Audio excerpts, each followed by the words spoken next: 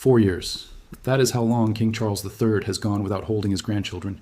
4 years since he last looked into the eyes of little Archie and tiny Lilibet, since he last heard their laughter, since he last felt what it means to be a grandfather to the 2 children who carry both his blood and the weight of one of the most fractured royal stories in modern British history. And now, in the summer of 2026, something is shifting. Something that nobody inside Buckingham Palace would have predicted even 12 months ago is quietly, carefully, almost tentatively beginning to take shape. The internet has erupted. Royal watchers around the world cannot stop talking. Because King Charles, a man fighting cancer, a man who has watched his family splinter across oceans, is reportedly on the verge of seeing Archie and Lilibet again. And the story behind that reunion, the politics, the pain, the security battles, the silent negotiations, and the very human ache of a grandfather running out of time, is one of the most extraordinary royal narratives of this decade. Let us go back to the beginning. Because to understand what is happening right now, you have to understand what was lost and when and why. The Sussex departure from royal life in early 2020 was not simply a resignation from duties. It was a rupture. Prince Harry and Meghan Markle did not quietly step away from a job. They stepped away from a family, from a country, from a system that they said had failed them in ways the world was only beginning to understand. They took their son, Archie, just a baby then, and they crossed an ocean. And when they settled into their life in California, the distance between that sun-drenched estate in Montecito and the gray stone corridors of Buckingham Palace became something far greater than geography. It became silence. It became years of statements instead of conversations, of lawyers instead of lunches, of interviews that sent shockwaves through the monarchy rather than quiet family dinners where differences could be worked out. Archie was born in May 2019. He came into the world amid enormous fanfare, a new Sussex baby, a child who was already historic simply by existing, the first mixed-race child born into the immediate British royal family in the modern era. His birth was celebrated, but even then, beneath the smiles and the announcements, there were tensions that the palace would spend years trying to manage and that Harry and Meghan would spend years trying to expose. By the time Lilibet arrived in June 2021, born in California and named after the Queen's most intimate nickname, the family had already been broken apart by the interview that shook the monarchy to its foundations, the Oprah Winfrey conversation, in which Harry and Meghan made allegations that left no member of the royal family untouched and no viewer unmoved. The last time King Charles saw Archie and Lilibet in person was June 2022, the Platinum Jubilee. 4 days of celebrations marking 70 years of Queen Elizabeth II on the throne. Archie was 3 years old. Lilibet had just turned 1. She celebrated her very first birthday on British soil during those Jubilee festivities. And photographs captured moments of family togetherness that the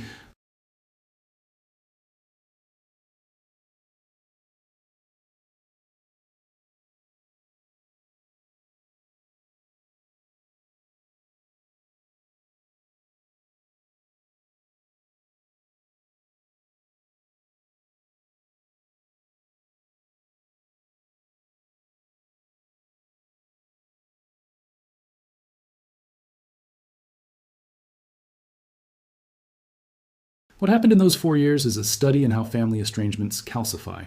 Harry published his memoir Spare in January 2023. It was, by any measure, a scorched earth document. He wrote about his brother William in terms that left their relationship in ruins. He wrote about his father in ways that were painful, complicated, that mixed genuine love with devastating accusations.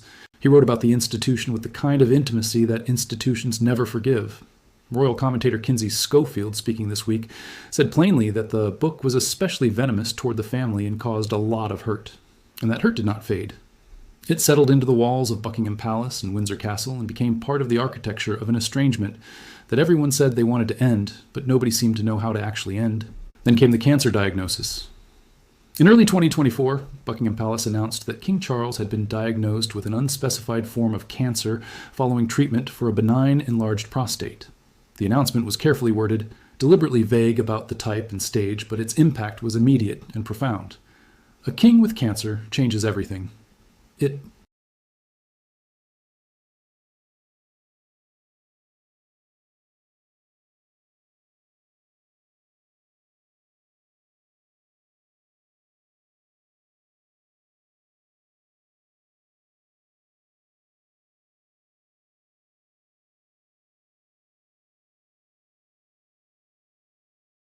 Harry flew to London in September 2025.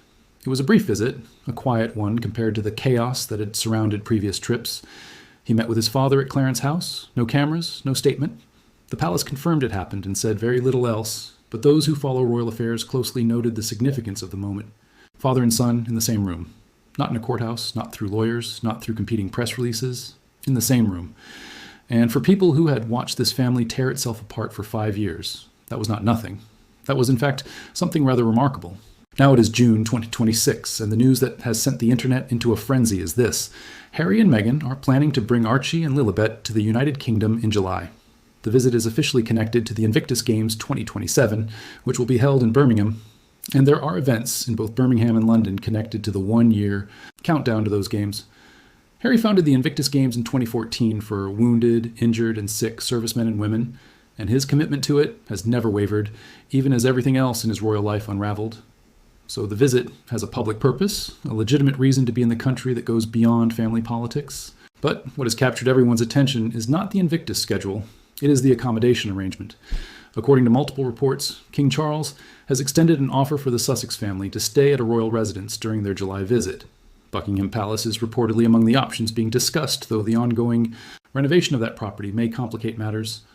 Windsor Castle, St. James's Palace, and even Frogmore Cottage, the property that was so publicly and painfully taken back from Harry and Meghan in 2022, have also been mentioned as possibilities.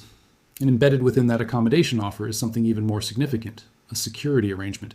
Because security is not merely a logistical issue for this family, it is the issue.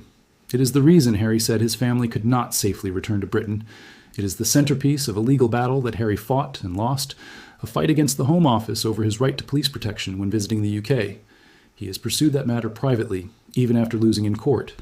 And now, it appears, an arrangement has been reached that is sufficient for him to bring Meghan and the children along. Royal expert Kinsey Schofield, reflecting on all of this just hours ago, said something that cut to the heart of the matter. She said that she suspects the king is genuinely eager to spend time with Archie and Lilibet because opportunities have been so limited. That phrase, opportunities have been so limited, is doing a great deal of work. It is the polite, measured language of royal commentary, but beneath it is a human tragedy. A grandfather and his grandchildren, separated not by death or disaster, but by decisions, by pride, by hurt, by institutional rigidity, by a security dispute, by a book, by an interview, by years and years of things said and unsaid. Another royal expert, Ian Pelham Turner, was more direct, saying that Charles is a very kind, family-oriented man who wants to see his grandchildren and presumably play a role in their lives. Think about what that means for a moment. Lilibet is now 5 years old. She has spent most of her conscious life in California. She knows her grandfather as a photograph, perhaps as a voice on a screen, perhaps as a name spoken carefully by her parents. She does not know him the way a child knows a grandparent who comes for holidays, who reads bedtime stories, who teaches her to do things, who is simply present in the ordinary, unremarkable, irreplaceable way that grandparents are present when geography and family harmony allow it. Archie is 7. He has slightly more memory to draw on, fragments of his early life that might include some awareness of who his grandfather is. But the sustained, ordinary relationship-forming contact that most children take for granted between themselves and their grandparents has simply not been available to either of these children. That is not a political statement. It is just a sad fact. The July visit, if it goes ahead as reported, is scheduled for the 6th through the 10th. That is a tight window. 4 days in which Harry is expected to attend official Invictus events, in which Meghan is expected to return to British soil for the first time since Queen Elizabeth's funeral nearly 4 years ago, and in which King Charles is reportedly expected to actually spend time with Archie and Lilibet. An agreement, as the reports describe it, is understood to be in place to make that happen. It is worth pausing on the word agreement. Families do not normally need agreements to arrange for a grandfather to spend time with his grandchildren. The fact that an agreement is necessary here, negotiated, formalized, understood by multiple parties, tells you everything you need to know about the extraordinary dysfunction that has characterized this family's estrangement, and the extraordinary care that is now being taken to dismantle it, piece by piece, without anyone losing face, without any side appearing to capitulate. There is one relationship that will not be repaired this summer. That is being made very clear by people close to both sides. Prince William and Prince Harry will not meet during the July visit. They have not been in contact, as far as anyone knows, since their grandmother's funeral in September 2022. Royal commentator Richard Fitzwilliams was explicit about this, telling GB News that William was left deeply betrayed by Harry's actions and is unlikely to meet his estranged brother. That word betrayed is significant. It is the strongest possible word for what William feels, and it suggests that whatever progress might be made between Harry and his father, the road between the two brothers is not just long, but may currently have no path at all. William is focused, those close to him say, on protecting the institution and the people closest to him. He is the future king. He has his own family, his own priorities, his own wounds to manage. The reconciliation that is tentatively beginning between Charles and Harry does not extend, at this point, to the relationship that many people believe will define the long-term future of the monarchy. And yet, even a partial reconciliation, even a grandfather spending 4 days with grandchildren he has not seen in 4 years, matters enormously. Not because it resolves the institutional questions about the monarchy, not because it closes the legal disputes that are still ongoing, not even because it means the family is healed. It matters because Archie is 7 and Lilibet is 5, and the window during which they will be the particular kinds of children they are right now is closing. Every summer that passes, without them knowing their grandfather, is a summer that cannot be recovered. Charles understands this. His cancer diagnosis has made it impossible not to understand it. One of the more striking observations made this week by royal commentators is that family estrangements look different after a cancer diagnosis. The question stops being who was right and who was wrong. It becomes how much time remains. King Charles has been remarkably active, remarkably committed to his public duties throughout his cancer treatment, and the palace has offered few details about the specific nature of his illness or the trajectory of his recovery. But anyone paying attention has noticed the moments at Royal Ascot recently captured on camera, where his emotions seemed close to the surface. A man who has spent his entire life trained to maintain composure, to project stability, to perform the role of the monarchy regardless of what he is feeling privately, has been showing the cracks, not in a way that suggests breakdown, but in a way that suggests humanity. And that humanity, ironically, may be the most powerful force working in favor of this July reunion. Because when you're fighting cancer and you're 77 years old, and you have grandchildren you barely know, the calculus of pride and politics begins to seem rather beside the point. Meghan's presence during the visit remains uncertain, at least in terms of specific meetings with the king. The reports are careful to note that while the whole family will travel together, and while they will be accommodated on royal property, whether Meghan will accompany Harry and the children when they meet Charles is not yet confirmed. This is a detail that might seem small, but is in fact significant.